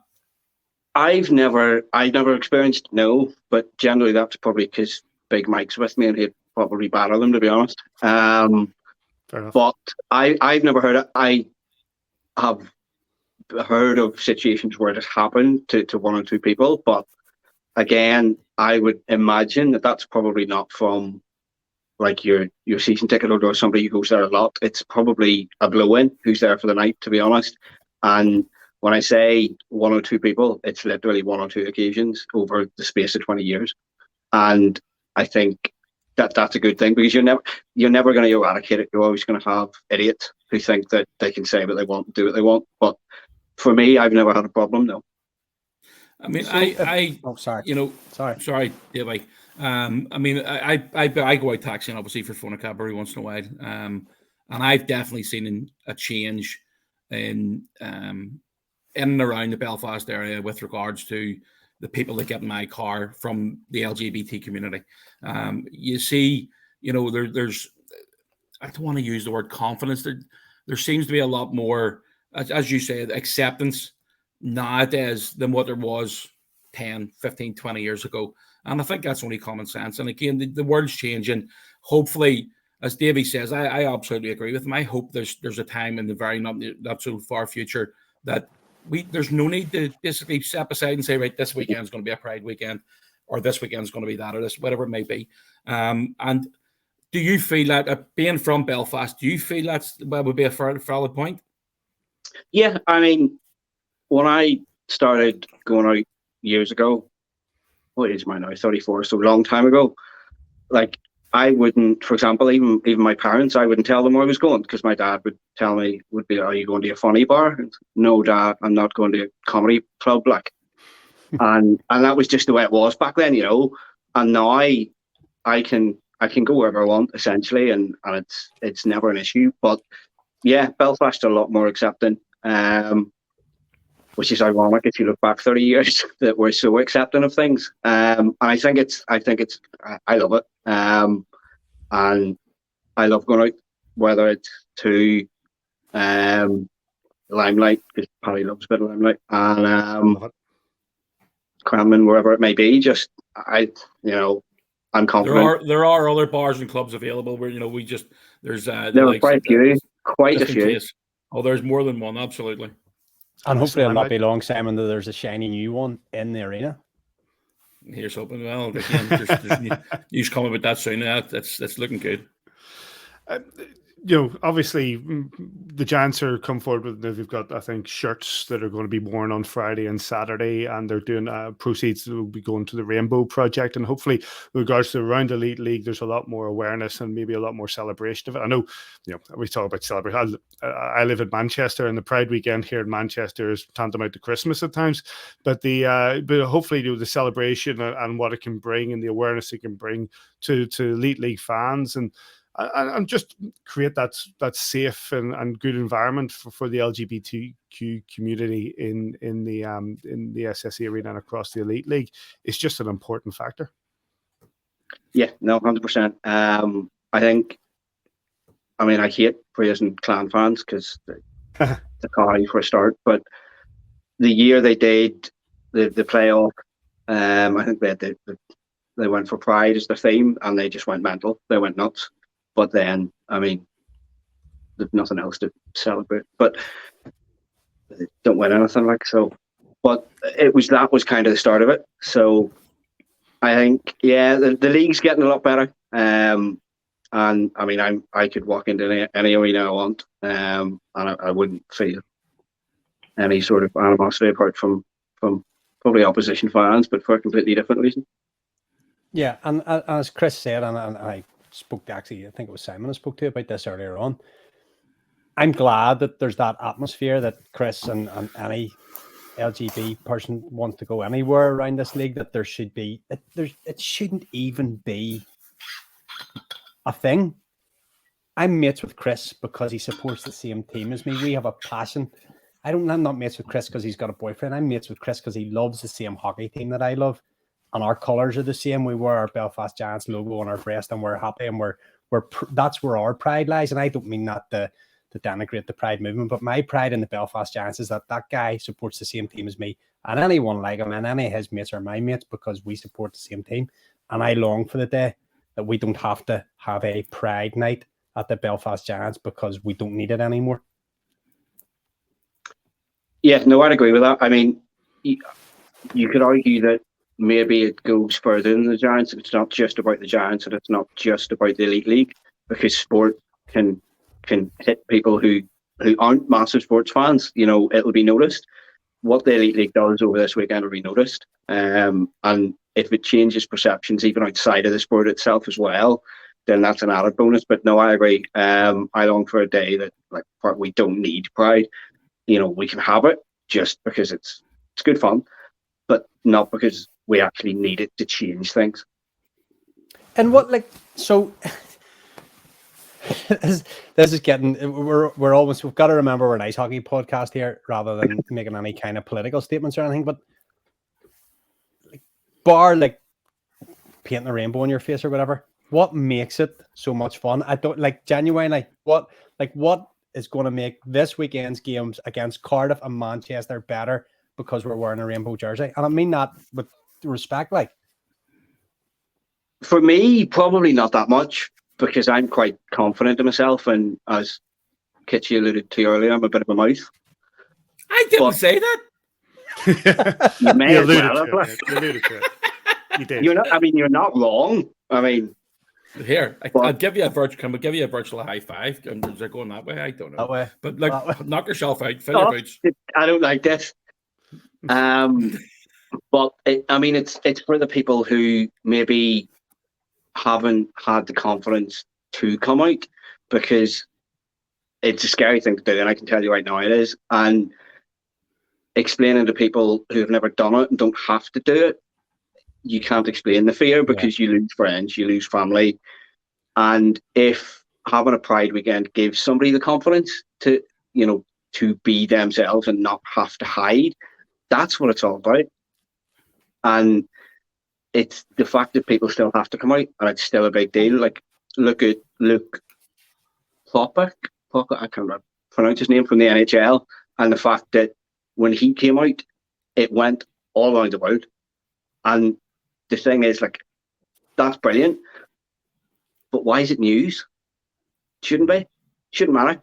No. But it does, and that's the thing. And until that changes, Pride's going to happen every year. And what's so big about Pride? Fly over in the summer, Davy, and I'll take you to Pride down in Belfast, and you can see, because it's absolutely mental. No, probably not going to take you up on that, but thank you. Didn't think you would, but the offer's there. I know, offer's certainly there, and I appreciate it, as you know I do. But listen, Chris, we really appreciate you coming on. Obviously, the Pride weekend is as much about education as it is about anything else, and about having that sort of safe space and showing that the LGBTQ community are as part of being ice hockey and the Belfast Giants as anybody else, and we look forward to it. As I said, there's the shirt off the back, which are the Pride shirts, and donations going to the Rainbow Project, and we really appreciate you joining us, mate. Not a problem at all, mate. All the best, fellas. Thanks, Chris. Cheers, mate. Big thanks to Chris Lovell. Always great. Well, I say always great to have him on. That's his first time on. I thought he spoke very, very well on that. And like I say, we'll come back and advertise that more when we talk about the games shortly. What we're going to do is we're going to have a bit of the news, and obviously Joel's not with us because he's at the County Antrim Shields final. I don't know. Does anybody know what the score in that is? I'll have a wee look here. You have a wee look while we hear the news from Joel. Good evening, boys. Here's a quick look through your scores and news across the EIHL this past week. In the Premier Sports Elite League, last Wednesday, the Cardiff Devils continued their campaign behind closed doors with a 5-3 victory over the Manchester Storm. Former Belfast Giant Curtis Hamilton found the net twice in the first period, and the game was poised at 4-3 with 10 to go before a Cardiff empty netter sealed that one. On Friday, your Belfast Giants got their 4-point weekend underway with a 4-1 win over the Fife Flyers at the SSE before that OT victory in Kirkcaldy the next night. Elsewhere on Saturday, the Guildford Flames continued their slump, falling 4-3 to the Nottingham Panthers at the Spectrum in the visitors' first game without head coach Tim Wallace. More on that in just a minute. The Panthers were down 3-2 in the final period before finding their equaliser in the 46th minute and their winner in the 56th, but they found a way to grab the points. Cardiff made it a 4-point weekend with a 6-5 road win against the Storm on Saturday in a home and away doubleheader, lifting them into second place in the standings with 35 points from 25 games played. Crucially, they've played 4 more games than the Sheffield Steelers in first place and your Belfast Giants in third. And on Sunday, the Flyers completed their third game in 3 nights, losing 4-2 in Nottingham to the Panthers, who secured a much-needed 4-point weekend of their own. The Flyers took only 1 point from their weekend in that OT defeat against Belfast and are still stuck outside of playoff territory in 9th alongside the Glasgow Clan, who took another wee weekend off. The Sheffield Steelers needed OT to find a way past Guildford at home in their only game of the weekend. Wojtek Polak's winning goal on the power play, his first at home. It's well worth a watch back. If you go and check those highlights, it's a peach from the right circle. In the aftermath, the Flames earned themselves no less than 32 minutes worth of abuse of official penalties. That came from protests around the tripping call on Brett Ferguson that led to that power play OT winner. The Flames are now without a regulation win in 7 and have slumped to 5th in the standings from an early 2nd. And the Coventry Blaze absolutely shellacked the Manchester Storm by 8-3 at the Sky Dome on Sunday evening.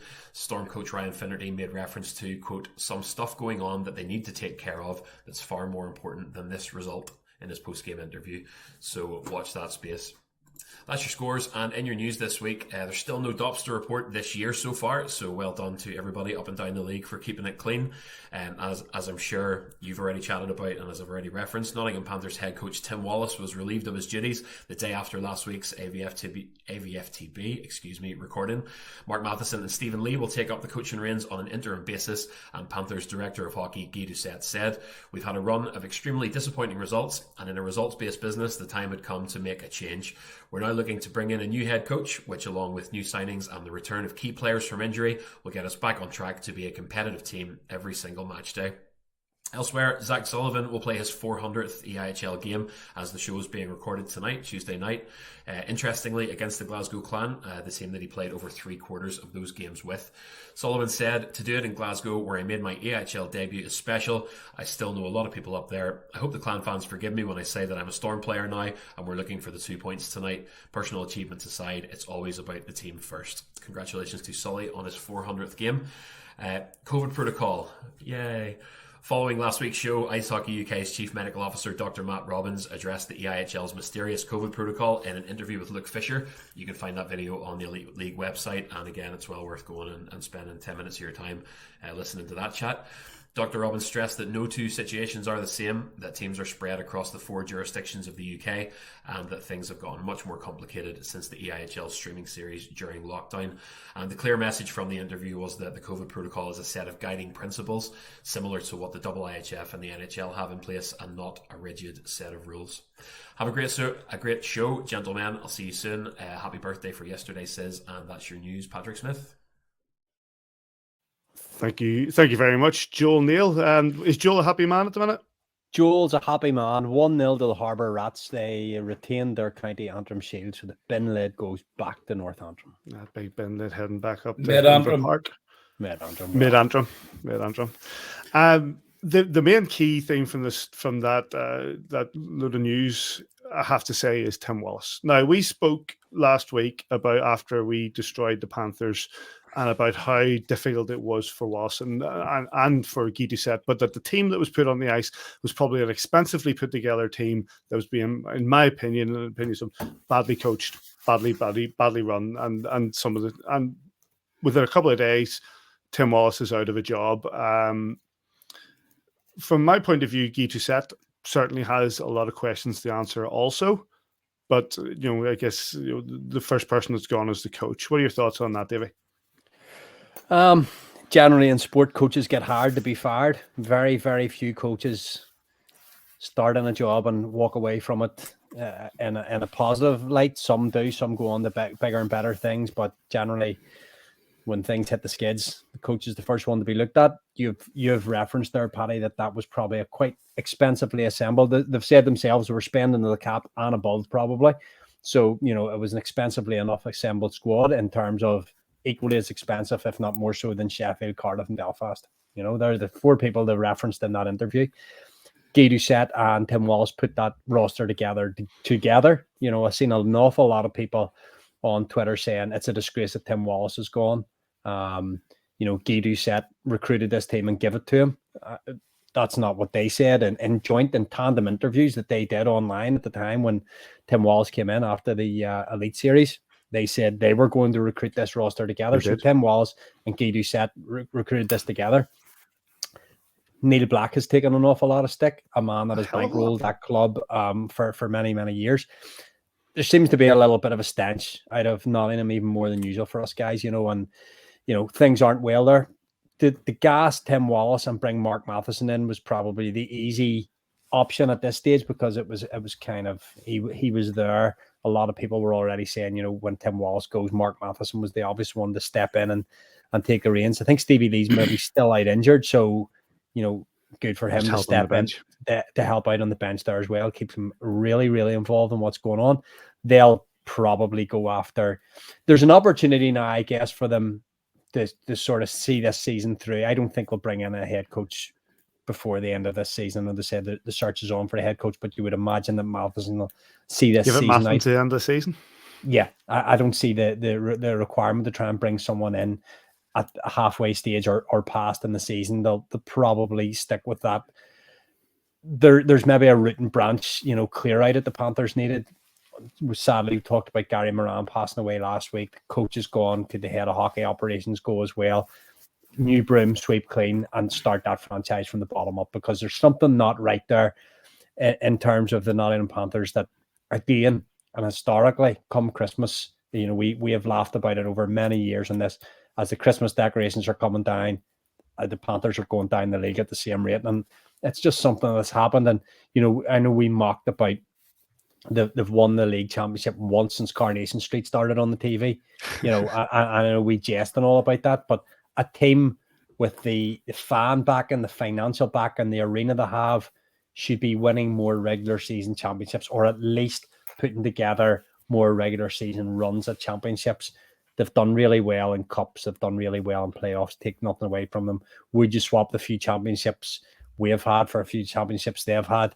That's a nice debate to have. But, I think that Matheson will probably get that to the end of the season, and they'll try and have a push at the playoffs. Paddy, and sorry for jumping in. I mean, you love having a wee word about the Nottingham Panthers. What's your view on the whole thing? Me, Simon? I wasn't surprised that Tim Wallace got, I said it last week. He was hired from the MK Lightning, thinking they were going to get the Tampa Bay Lightning. It just wasn't working. You look at the what was the guy before him who came in? There was through the Rick Chernomaz.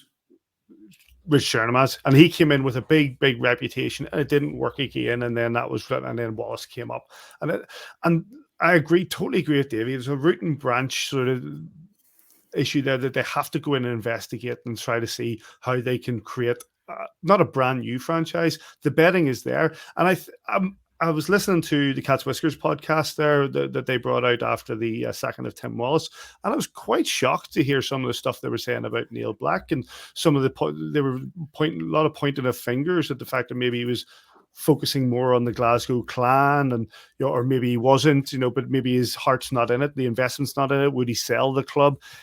It's be careful what you wish for in situations like this, because Neil Black has funded that club probably at a loss for a decade now, maybe more, well, definitely more, 15, 20 years, and has gained success. And yes, you've sacked your coach, and maybe there's a little bit more. I get a feeling in Nottingham there is quite a bit of input from the Blacks, from Neil and from Freddie, as to what certain decisions are made, and maybe that isn't a good thing, but it's their club to run as they see fit, and they have done it successfully.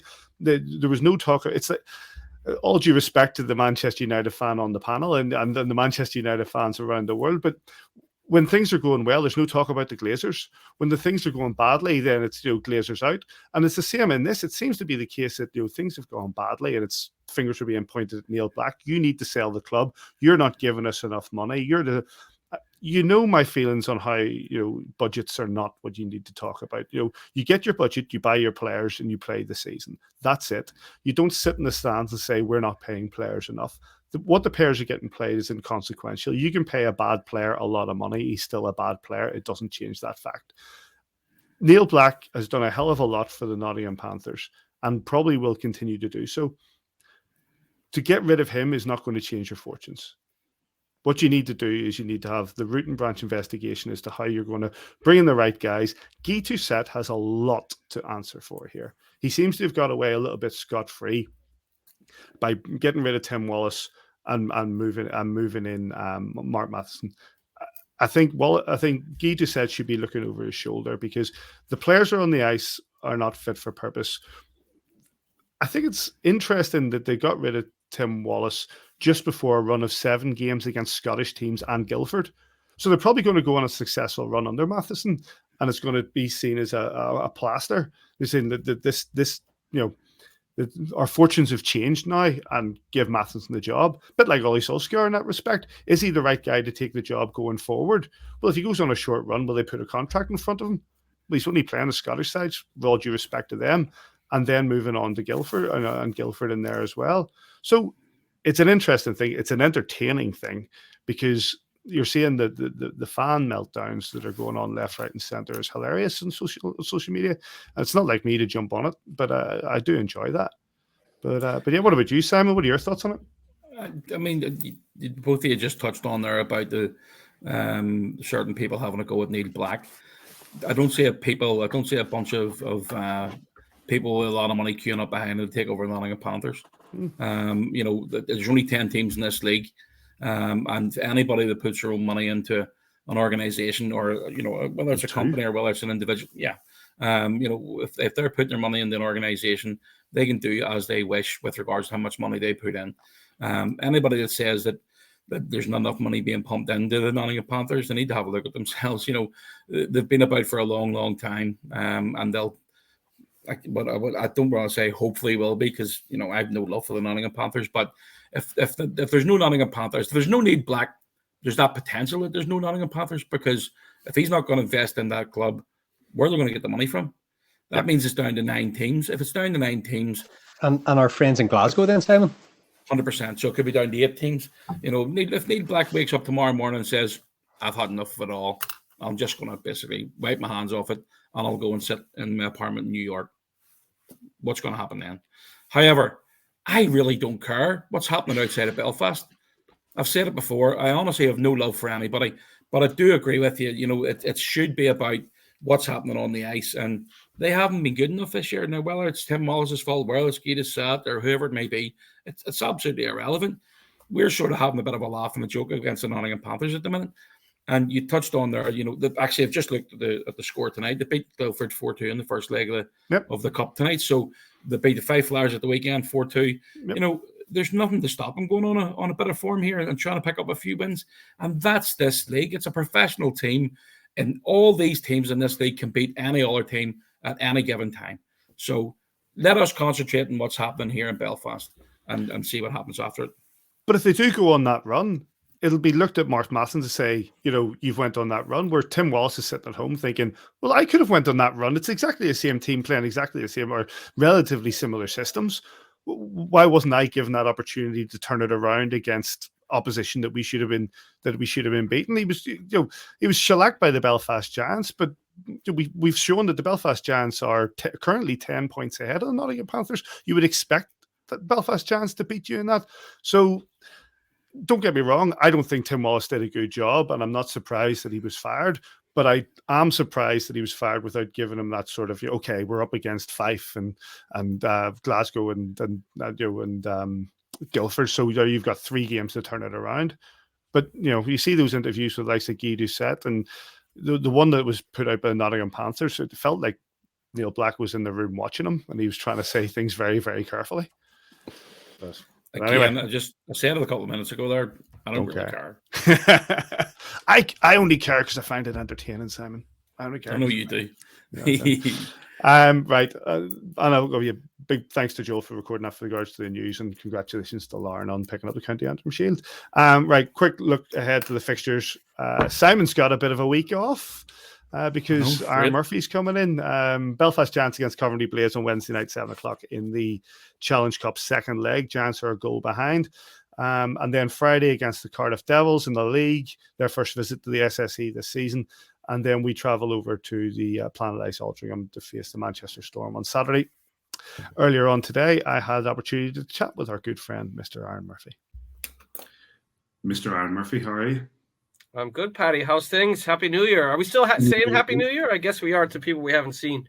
I think so, but then that could go on all the way to the summer if you don't see people for a long time. But let's just say that Happy New Year. Well, I'd hope that I would see you before the summer. So this is Happy New Year, and hope all is well with you guys. Absolutely, mate, and you. Obviously, we're chatting to you because it's a big weekend for Premier Sports and the Belfast Giants. You'll be covering twice this week, giving Simon a bit of a week off, which I'm sure he's happy with. But he just had a birthday, right? So I think Sis is celebrating a birthday. Happy birthday, Sis! So it's our gift to you. You can have a night off and come and hang out after. We'll come to those games shortly, but how's the coverage going this season? Obviously Premier Sports have taken on sponsorship of the league and things like that, and the coverage has been going great guns all through the season. Yeah, we've had a lot of fun, and I think we've tried to add some elements. Unfortunately, you and I talked off camera a moment ago. We've had a little bit like every league. The NHL, no one's been untouched. The Spengler Cup was postponed for the second year in a row, which I really missed this Christmas period. But we've had 3 games postponed, and the problem with that is we have it in the contract that we only go to each building so many times. So if anyone's wondering, oh, well, you couldn't go to Glasgow, why didn't you go here? Well, we have to be careful because we also want to capture a title win somewhere down the line. So we don't want to use all of our games in every building before Christmas or before New Year's, because say the Giants win the title and they win it in Nottingham, but we can't go to Nottingham because we've already been there as many times as we're allowed to be there. So we have to be careful. So that's why there's an extra game this week in Belfast, because we're making up one of our postponed, one of the COVID games because of COVID protocols. We're making up one of those games Wednesday, and it's our first Challenge Cup game against Coventry at the SSE Arena. So that's why there's 2 in Belfast this week. So we're trying to plug holes and move the thing along. I have to say, though, fair play to Luke and Mike Hicks and everyone at the Elite League. I can only imagine. We're just trying to move around 3 games. They're moving around games almost daily before Christmas. So fair play to the Elite League for keeping things moving along. And for the NHL, I know there's been 90 postponements or rearrangements. We've had about 70 of those on Premier Sports 1 and 2. And I can tell you what, there were times over Christmas where all I wanted was a bottle of Moosehead or a Molson Canadian, and all I was getting was emails from the NHL. So it's been a strange time for everyone. But the coverage, look, it's been good. But we're right now dealing with COVID stuff, which I think we all thought we might have been past when we started the season. But, as soon as you think you're out, it drags you back in. But look, we're doing our best, and that's why there's 2 games in Belfast this week.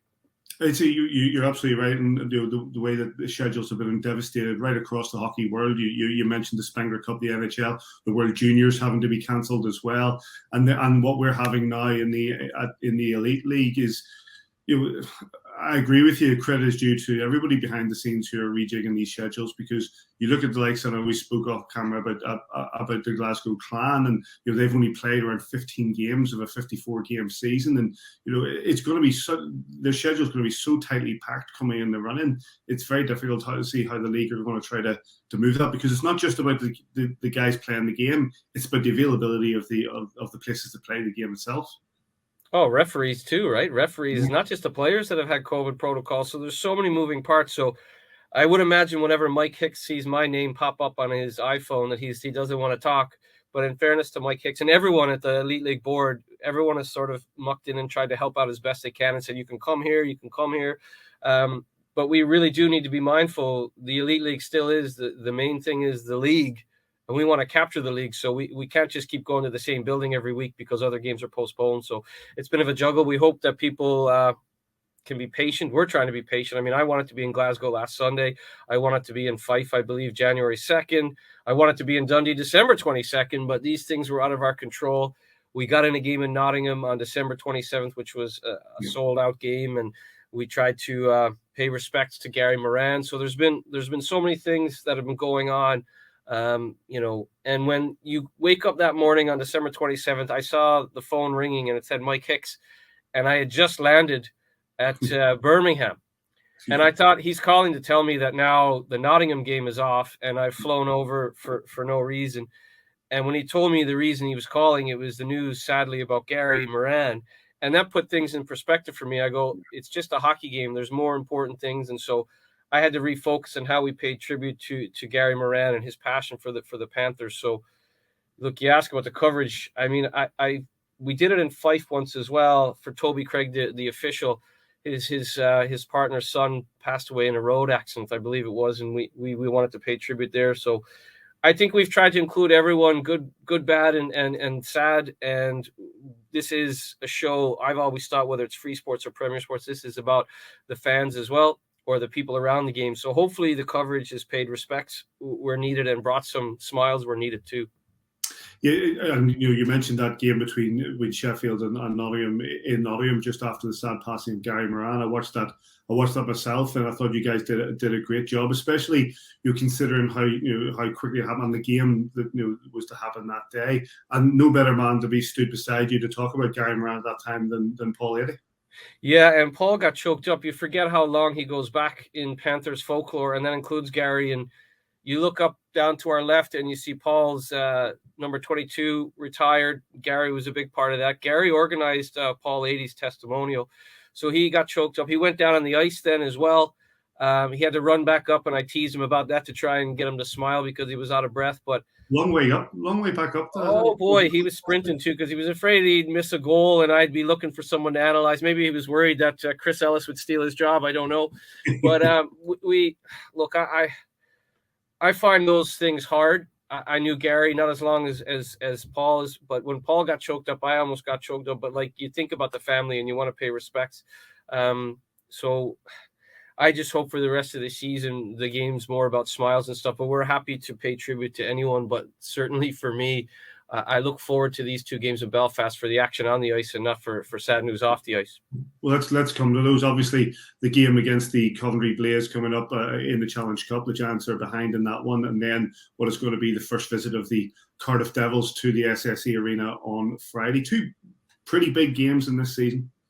Yeah, I think Keefe will tell you he always has a circle around that Challenge Cup, right? Because that was one of the big titles he won when he first started coaching, when he hung up the blades and the captaincy. So they're down 3-2 on aggregate. So I don't think that's anything to worry about. It's basically win a hockey game on home ice. But the Blaze have been plucky for everyone this year.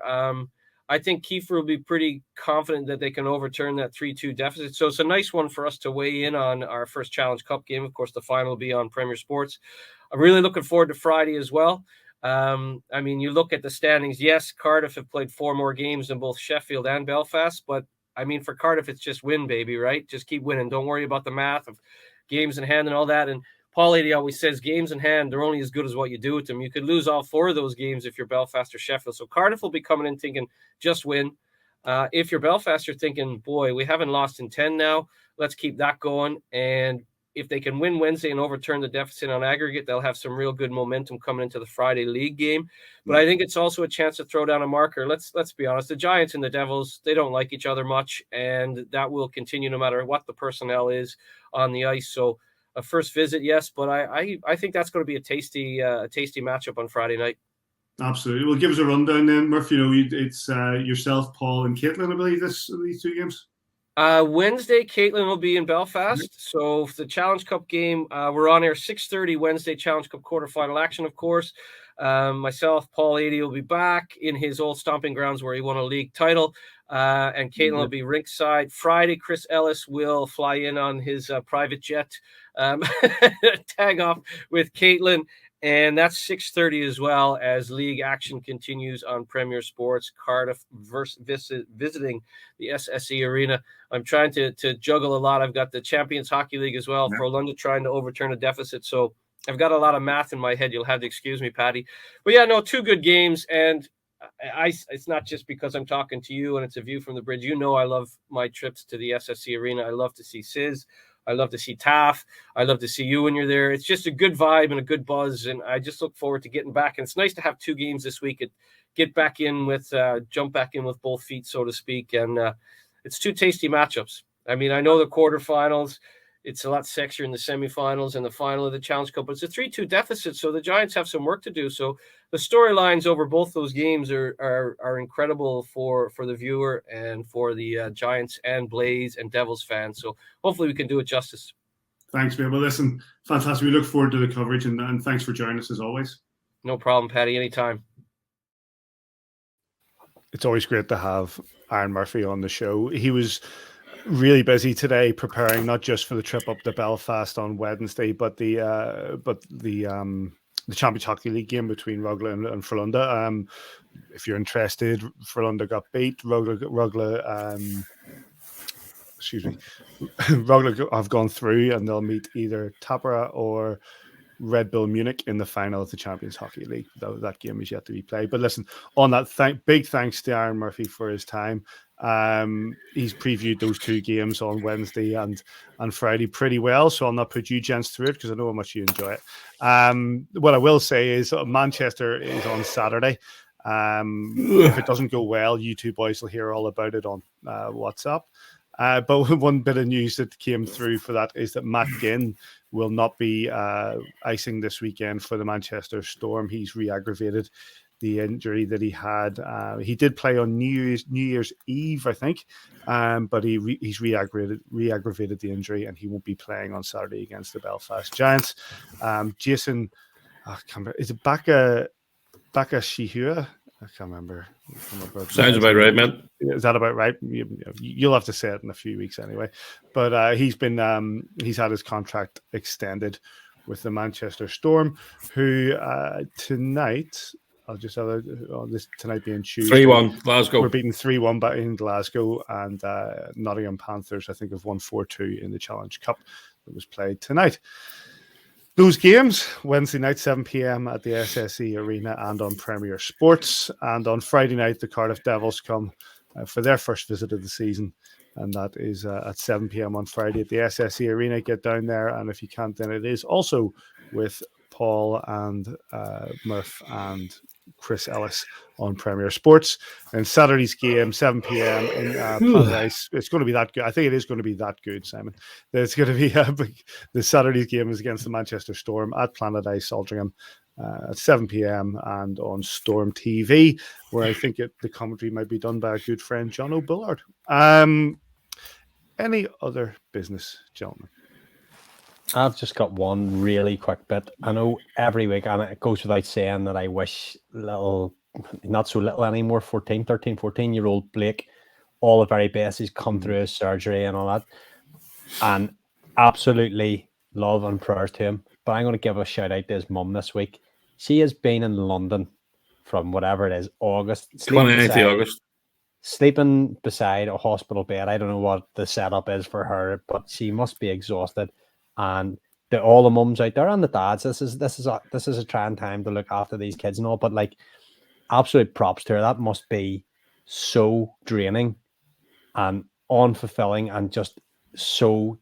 I know it's your kid, and you're putting everything into it. I'm kind of lost for words what to say, other than as a bit of a shout out to Christine. Hope you're doing well, and lots of love from us here at the podcast. Absolutely, 100%. Yeah. Anything from yourself, Simon? I just want to say a big thank you to One Stop Mortgage Shop, a long-time sponsor of the Giants. They agreed yesterday to sponsor Weekel Beatty and Max Stewart, and it's all stemming from Jonathan Robb, who's one of the guys at One Stop through his son plays for the Giants, and he's watched the kids grow up. Junior Giants, my apologies. And he's watched the kids grow up, and he just wanted to come on and show the support for the younger boys and the local boys in the team. So they've agreed to sponsor until the end of the season. So massive thanks to One Stop Mortgage Shop and all the other sponsors that we have. Like a house each or something?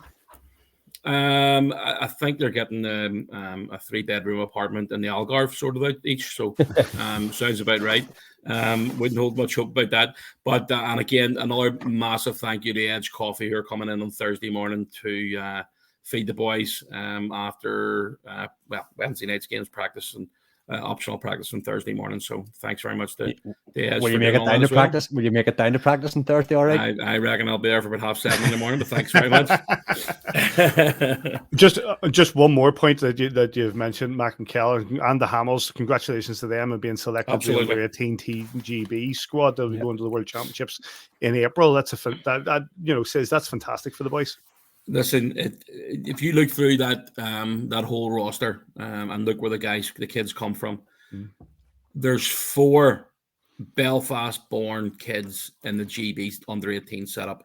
There's 1 ice rink in Northern Ireland on the whole island, and it's absolutely incredible that 4 under-18s have made that group, coming out of one small rink and not playing many games throughout the season. It just goes to show that the quality of coaching that they're getting from Stewie, and I know Johnny's in there. Mark Morrison's been involved a long way. There's a lot of guys that they need to thank. And Davey, you're touching on the Christine there for Blake and co. The parents of these kids need a massive pat in the back as well for the amount they're running about that they have to do to get them 100%. I know that Taff was telling me about Kel. The last trip Kel had to Sheffield, his mum drove him the whole way over. Kel more or less slept in the car the whole way, and then drove him the whole way back to Dumfries for a Solway game, and then she drove back to Belfast via the ferry from Stanley Line. So, look, mate, you know from your day, Belfast to Sheffield isn't a short drive. No, that's absolutely must be what, at least 5.5, 6 hours. Easy. And it's it's not just about that, Davey. That it's I'm more concentrating on such an achievement for those 4 boys to be getting to that level. And again, there's another one there. The young girl, is it Ellie Patrick, got selected for the under 18 GB girls. I know Caitlin Morrison's played before. I don't think she made the trip this year, but I think Ellie Patrick made the game for the under 18 girls as well. That's an absolutely phenomenal achievement, and they should be very, very proud of themselves. And again, the whole junior setup should be very, very proud of themselves as well. I seen a tweet, or it might have been a Facebook message from Peter Russell, basically saying just that, and having 4 boys out of one team from Belfast itself is just absolutely outstanding. So congratulations to the 4 of them. Just as a matter of as a comparison, you look at likes of Liam Steele, who's also in defence there. He's over in North America playing varsity, and he's also already got it lined up to play NCAA. This guy's come through the system, and and he's in the same lineup as Kel and Mac, and it's fantastic for these boys. It's brilliant to see these lads coming from Belfast and getting into that squad, and more part of their elbow, and hopefully we'll get to see them more in a Belfast Giants uniform, especially now that our friends at One Stop Mortgage Shop have been sponsoring them. Just one thing I was thinking about earlier there, says, and was doing the stats, as you've seen Mac has played 9 in a row. Certainly been in the squad 9 in a row. Didn't get much ice time over the weekend, obviously, because the games were so tight. But the roster size, and we'll come back to this another week because I'm conscious I can see how long this podcast's going on for. We'll wrap it up. Darcy Murphy, hopefully not long. He's back from injury. Cam Knight coming back from his injury. Who else missed out at the weekend? Goody. Day to day, almost back from his injury. When those guys come back, we are forcing Max Stewart out of the game. It doesn't make sense. He can't even sit on the bench. He can't even get a shift at the end if we're winning 4 or 5. He gets no more ice time, and he has to go and find somewhere else to develop. Now, this brings in our debate. The EIHL isn't the development league, but you look at the buzz that goes around the crowd when Kel and Mac and so on get on the ice. It's great for them to get their hockey in Belfast, but to develop, they are just going to have to go elsewhere. The EIHL have proven that they don't have a space for them, unfortunately. Well, I mean, I know that obviously Kel's been playing at Solway all season. Mac just agreed to go to Solway. He played at the weekend. He played with the Giants on Friday and Saturday. Didn't get, I don't think he got a shift on Saturday. But again, as you say, it was a really tight game. Yep. And, I've seen him after the game. You can see it disappointed because he wants to play. He just wants to learn and develop. And then he went to play. He stayed over. We stayed over in Glasgow Saturday night, and then he was picked up on Sunday, taken down to Dumfries, and then onwards to Whitley Bay. And they beat Whitley Bay in Whitley Bay 9-0. And Mac got a goal. He got a power play goal there. I think it was his 7th or 8th. Maybe made the 9th goal. But again, Solway are doing a great job. They've obviously got Mac and Kel on board. They've got Martin Grubb as a coach. They've got Jamie Thompson, 2 ex-teammates of mine, 2 good lads. They know what they're up to. They know how to coach the kids properly. They know how to develop them.